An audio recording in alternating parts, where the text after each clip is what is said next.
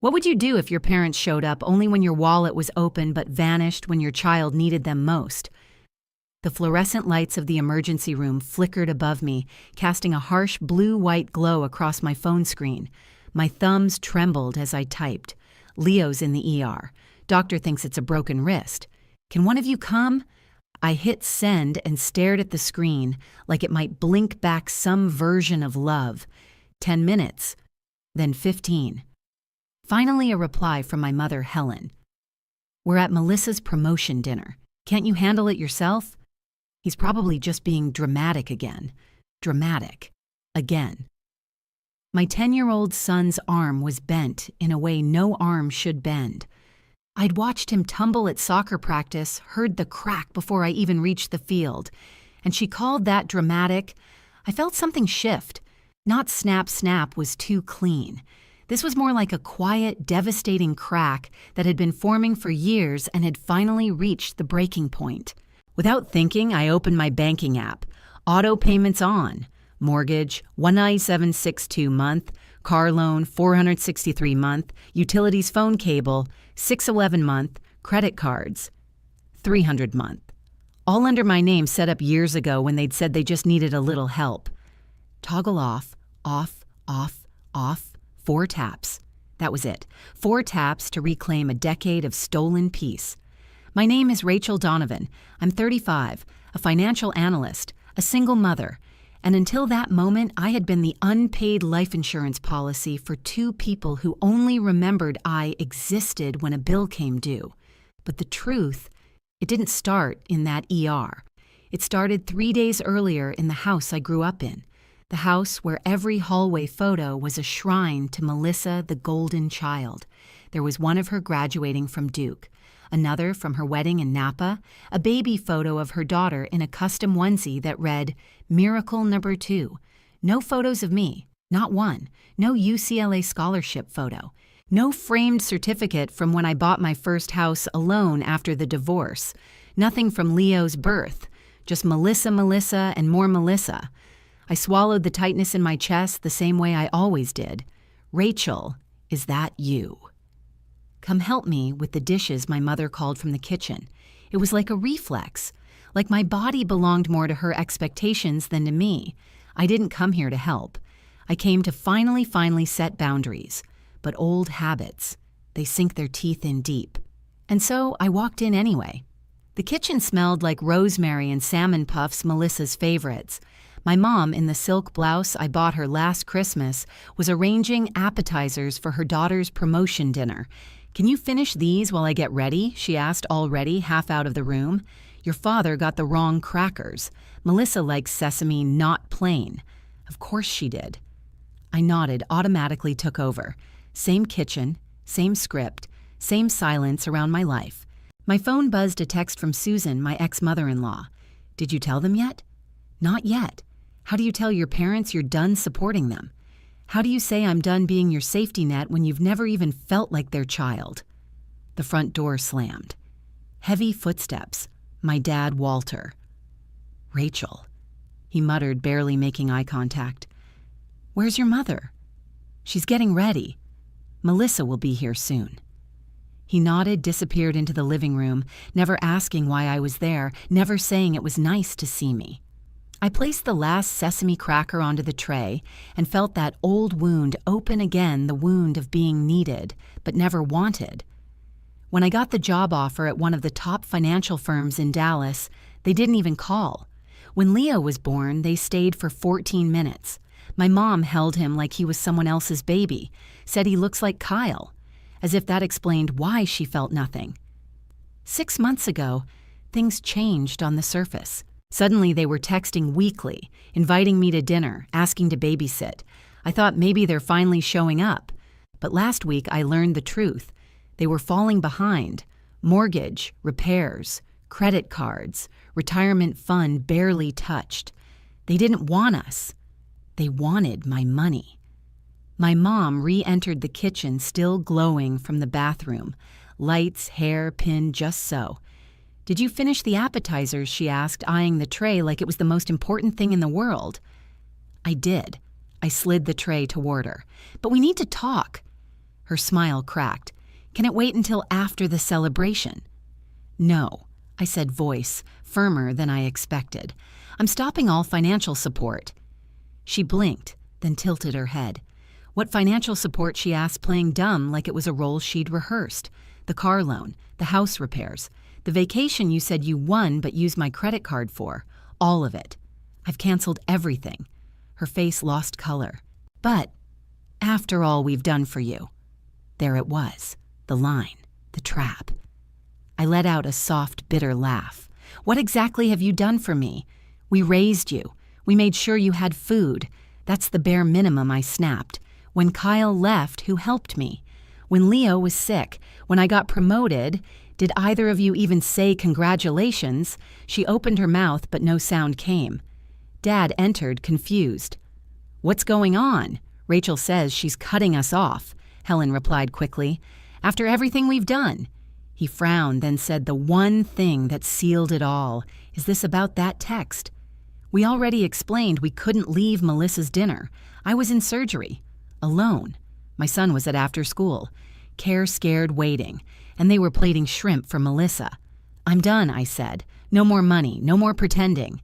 You don't get to use me when it's convenient. Your father's medication, ask Melissa," I interrupted. "She's the miracle. She can carry you now." Just then, Melissa's voice echoed from the front hallway. "Mom, Dad, I brought champagne." I grabbed my purse. "Rachel, wait." Helen's voice was shaky, desperate. "You can't do this to us." But I could, and I was. I walked past Melissa in the hallway. She looked genuinely surprised. "I didn't know you were coming to my celebration." I wasn't. I smiled, tight-lipped, weary. I came to take back the last bit of care I had for people who never really saw me. "Congrats on the promotion," I added before walking out the door. I drove home, not in sorrow, but in relief, and the next message I got would prove how deep the entitlement went. Sometimes the deepest betrayal doesn't come from enemies. It comes from the people who raised you and expected your silence in return. The drive home was quiet, but my mind wasn't. I kept replaying it, the look on Helen's face when I said I was cutting them off. Not hurt, not surprised, threatened, like she'd lost control of a pawn she didn't know had woken up. Melissa's voice had floated behind me, light, clueless. Congrats on the promotion. I'd said it with a smile that didn't reach my eyes. She wasn't the problem. Not really. The real betrayal came long before Melissa learned to walk. It came the day my mother told a neighbor at church Melissa's, our miracle baby, Rachel, was just our first try. I was 17, old enough to understand, old enough to never forget. That night, I tucked Leo into bed at Susan and Richard Barrett's house. He was giggling about how Grandma Susan had made spaghetti and let him eat garlic bread on the couch. I brushed his hair back gently. "Is your arm okay, buddy? It hurts," he said honestly. But I was brave, right? The bravest, I whispered. Downstairs, Susan handed me a glass of wine without asking and sat beside me in the kitchen nook. She didn't press, just let the silence stretch soft and warm, a safe silence. "Did you tell them?" she finally asked. I nodded. "Cut everything. They're on their own now." Susan didn't say good for you or it's about time. She just placed her hand over mine and said, "You deserve more than they ever gave." And I believed her. 3 days later, Leo's cast was on and I was filling out discharge forms at the ER when my phone buzzed again. Helen, blocked yes, but not Walter's number. The message read, "Rachel, please reconsider. We need you. Need, always need. Never care. Never sorry." I turned off the phone. Leo was holding his discharge paperwork, squinting at the list of medications. "Can we still go to Grandma Susan's on Sunday? She said she's making spaghetti again." I smiled. "Of course we can. Nothing's going to change that. Nothing was going to change the family we had built." That evening, I stood in our small apartment's kitchen, prepping Leo's favorite mac and cheese, while he worked on a school project at the table. I glanced over and froze. He was drawing a family tree. At the top, Susan and Richard Barrett, Grandma and Grandpa. Below them, Mom and Dad. He still wrote Dad even though Kyle hadn't called in months. And at the bottom, Leo. There was no Helen, no Walter, No Melissa. I walked over, kneeling beside him. Is this everyone in our family? I asked gently. Leo looked up and nodded with absolute certainty. These are the ones who love us. It hit me like a wave. No overthinking, no obligation, just honesty from a child who knew better than anyone what real family feels like. 1 week later, I was reviewing a report for a client when my phone rang again. This time, Margaret. I hadn't blocked her. Our relationship was distant but polite. We spoke maybe twice a year, birthday texts, a forwarded meme, that kind of thing. I hesitated, then answered.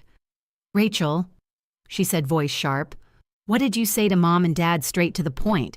I told them I wasn't paying for their life anymore. They're falling apart, she snapped. The car got repossessed. The mortgage is 2 months behind. They're saying you blindsided them. I stayed quiet for a moment. They had 10 years to get on their feet, I finally said. They chose to stay on mine instead. They think you're being cruel, that this is revenge for the past. Is it cruel to stop bleeding for people who never offered a bandage, I replied? Or is it self-preservation? There was a long silence on her end, then a sigh, not angry, not defensive, just tired. They've always been like this, she said quietly. I don't know why I thought it would change. It was the first time Melissa had ever said anything like that. The golden child, the one who always got the last piece of cake and the loudest cheer, was finally admitting the weight of the pedestal wasn't light. Do you know what Mom told me when Kyle left? I asked. She said, men don't like women who act too capable. Like my ambition was the reason I got abandoned. Margaret didn't respond, but I could hear her breathing steady, heavy, like someone unpacking years of secrets. I'm not punishing them, I said. I'm just done pretending we're something we're not. Another pause. Good for you, she whispered. And for the first time in my life, I think she meant it. After we hung up, I stood in the middle of my living room watching Leo build a Lego helicopter on the floor. Something had shifted. Not just in me, but maybe in Melissa too. Maybe being the favorite child came with its own chains. Maybe we were both molded into versions of ourselves that served our parents, not ourselves. I used to believe love had to be earned, that if I just gave enough money, time, help, I'd finally be seen. But all it did was make me invisible. I thought walking away would hurt, but the only thing I felt was lighter. After that call with Melissa, I expected the silence. But even silence has a sound when it's coming from people who once rang you 3 times a week to ask for just a small transfer to cover the light bill. A week passed, then 2. No calls, no texts, just nothing. I kept waiting for the guilt to creep in, for that old reflex, the one where I'd second-guess myself, ask if I was being too harsh. But it didn't come. Instead, something else bloomed in its place. Relief. For the first time in years, I wasn't tethered to their problems. I didn't flinch every time my phone buzzed. I didn't have to open my banking app with dread. I could breathe. I could be a mother, not a wallet with a pulse. And Leo, he was thriving. He and Susan had started their Sunday tradition pasta night board games, backyard soccer with Richard. There was laughter in our lives again, not performative laughter, not the kind you force at a family dinner to keep the peace. Real joy, the kind that costs nothing and means everything. But then on a rainy Tuesday afternoon, my phone rang again. Unknown number. I didn't recognize it. But something in me knew before I answered. Rachel, came the voice. Helen's brittle and direct. We need to talk about this situation. The audacity. The situation, I echoed. The financial situation, she said crisply, like we were in a board meeting and not talking about the 10-year emotional pyramid scheme she'd run on me. There's nothing to discuss. There was a pause. Then her voice dipped into something bitter. Melissa won't help us. She says we need to learn to manage our own money. The car got taken away yesterday. The mortgage is behind. I almost laughed, not because I found it funny, but because I could see it so clearly now. They'd spent their whole lives managing appearances, not responsibilities. And now, when the facade cracked, they were shocked no one wanted to fund the illusion. I'm sorry to hear that, I said, and I meant it. Not because I felt guilty, but because a small part of me still mourned the parents I wished they had been. "You can't just leave us like this," she hissed. "We're your parents." "No," I said calmly. "You're people I share blood with. That doesn't mean you get to drain me dry. You're heartless. No, I'm finally whole." Before she could say another word, I tapped block contact. Then realizing she'd called from Walter's phone, I blocked that too. No more cracks in the armor. No more entry points for guilt. Across the kitchen, Leo was working on another school project. He looked up from the crayons and called out, "Hey Mom, does Grandma Susan spell her name with a Z or an SS?" I replied, smiling. He grinned. "Okay." "She's at the top of the page." I walked over and peeked. Another family tree, but this time hand-drawn in marker and glitter. At the top, Susan and Richard Barrett. Below them, Mom and Dad. Then Leo at the bottom, surrounded by doodles of stars and tiny hearts. "Is this for school?" I asked.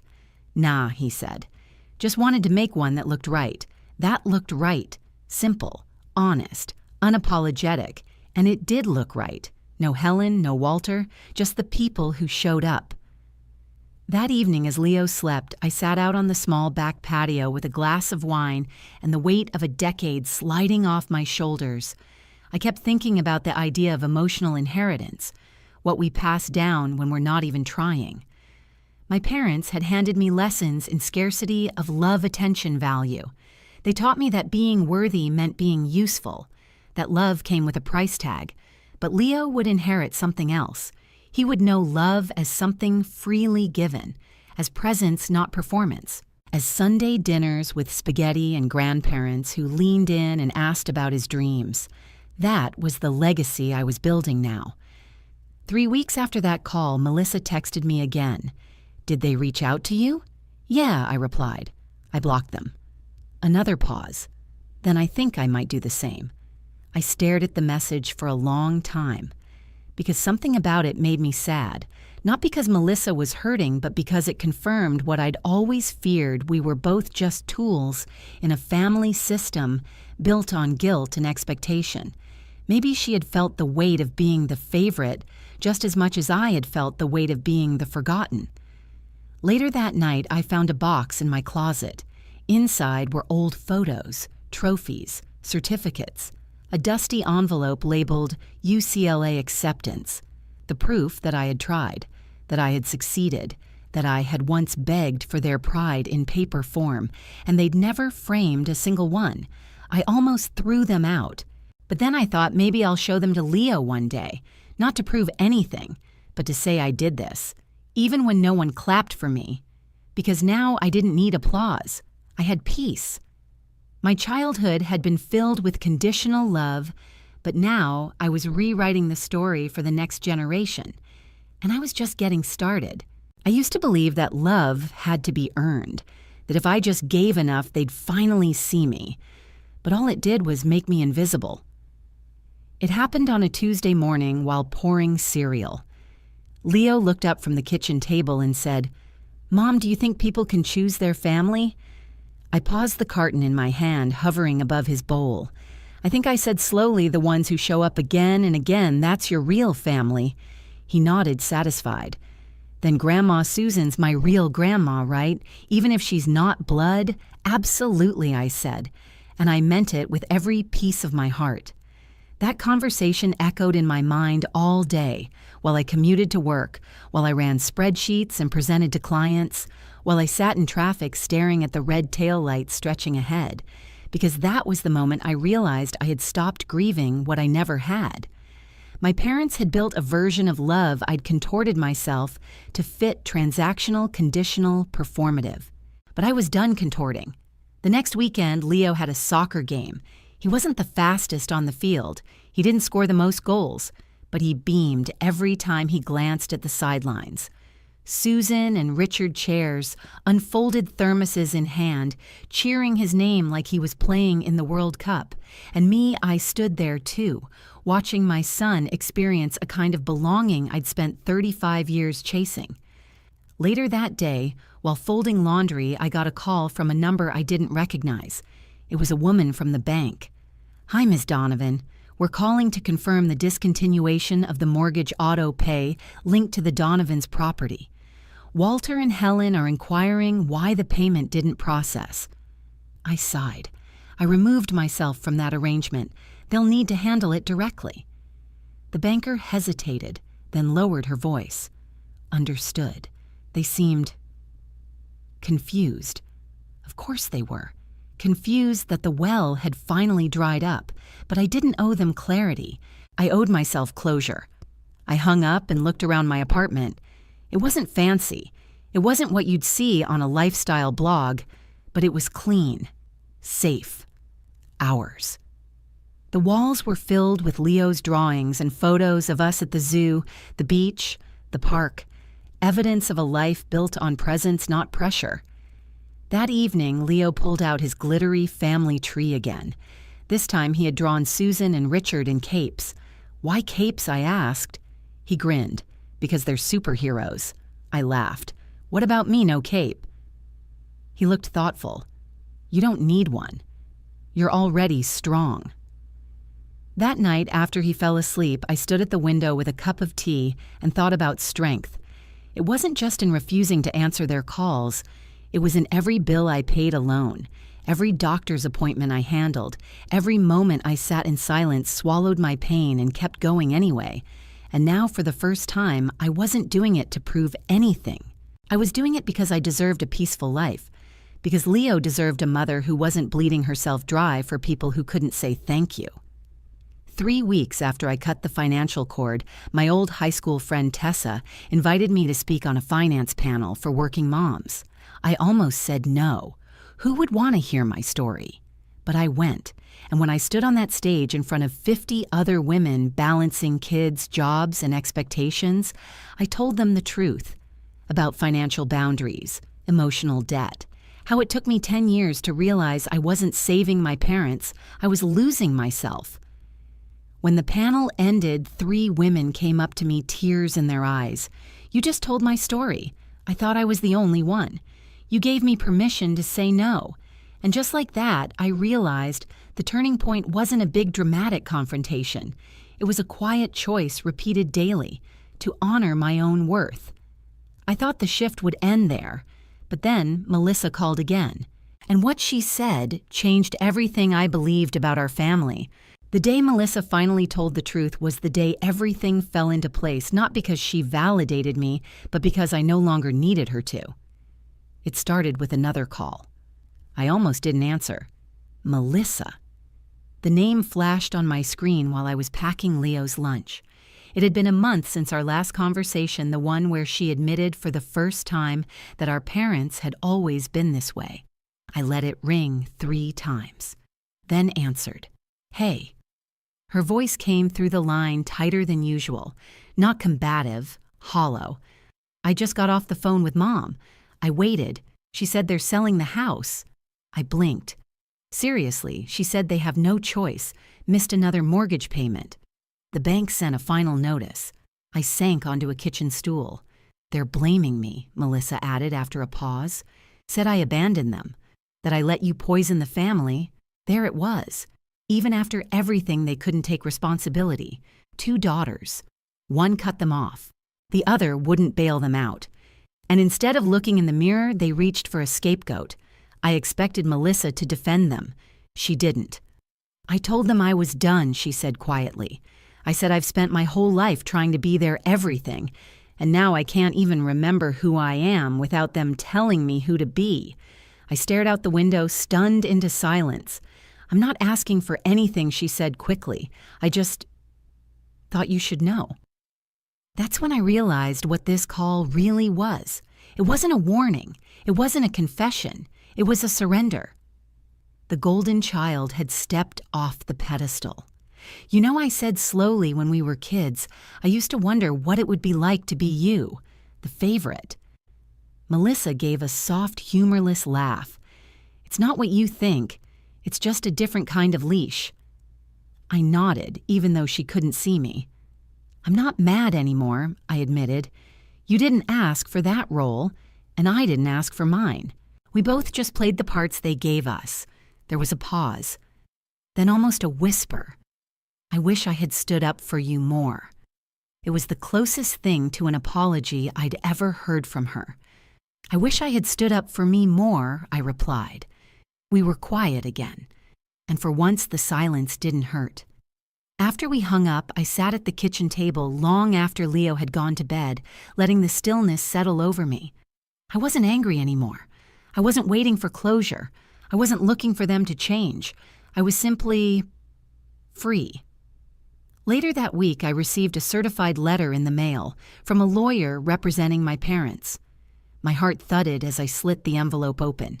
Inside was a request for mediation, not an apology, not an olive branch, a business transaction. They wanted me to reconsider financial obligations based on previous, informal support agreements. I read the letter 3 times. It was laughable. But more than that, it was revealing.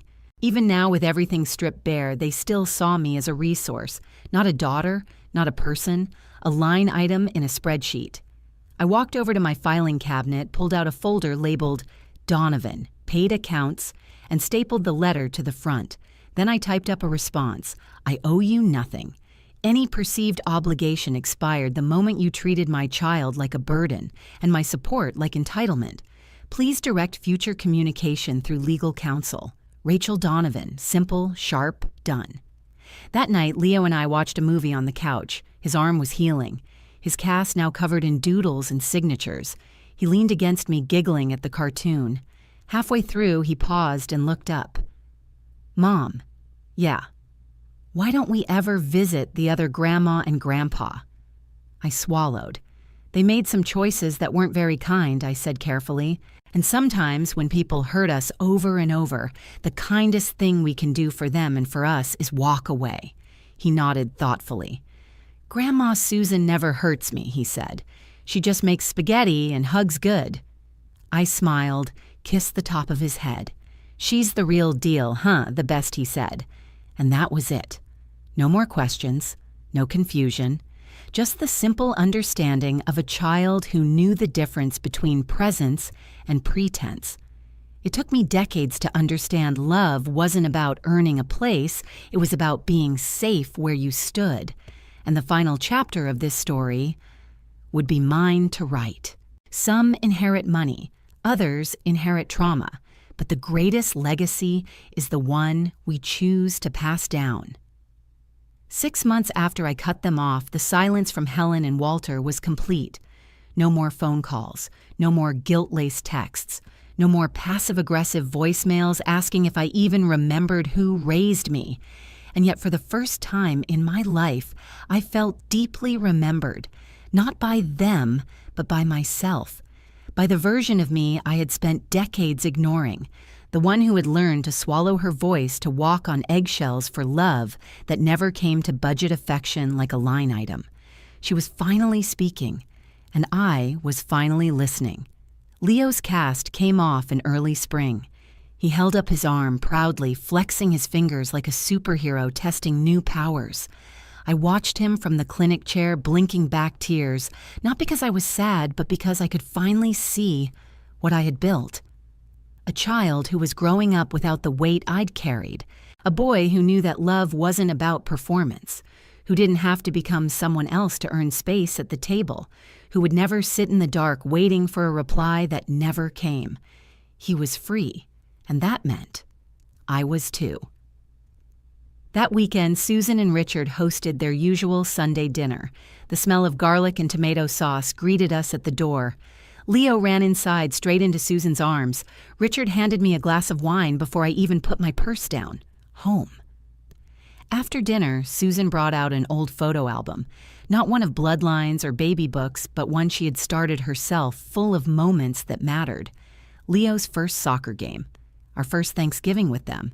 The night we all carved pumpkins and Susan fell asleep with orange frosting on her nose. These are our memories, she said softly. Not because we had to, but because we wanted to. I swallowed hard.